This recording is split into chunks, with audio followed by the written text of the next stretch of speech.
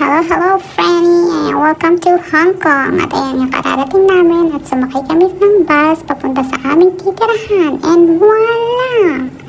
May isang bata na naman na tuwang-tuwa. There be light, and the light will be O, diba? At ayan nga, may paikot-ikot pa siya.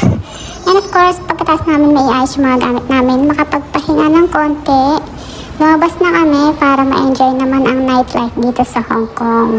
Kasi nga, since one night lang kami dito, kailangan sulitin naman namin, diba? At ito nga ang kwento kung bakit isang gabi lang kami rito.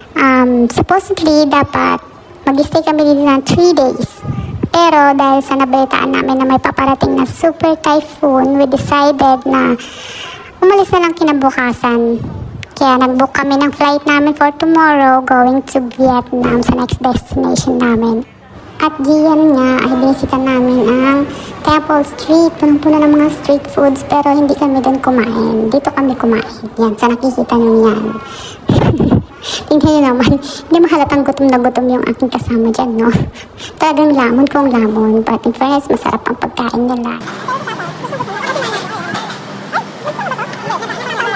At pagkatapos nga namin kumain, dumiretso na kami dito sa Victoria Harbor. Ito daw ang major attraction dito sa Hong Kong.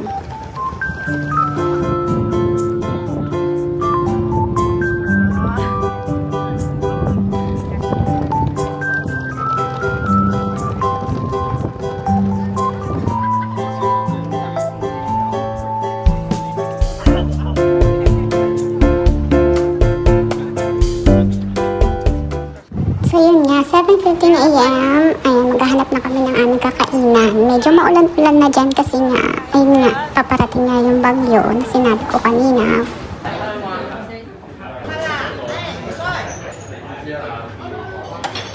Ano ba? Yun lang, nasa gilid. Ako na magbuhat. Plain rice na lang. Okay, isa lang.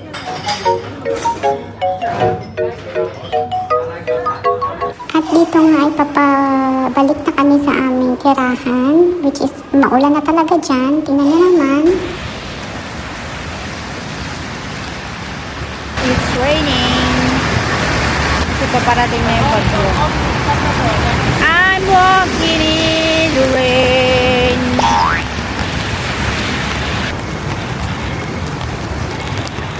It's raining in the Hong Kong. Back.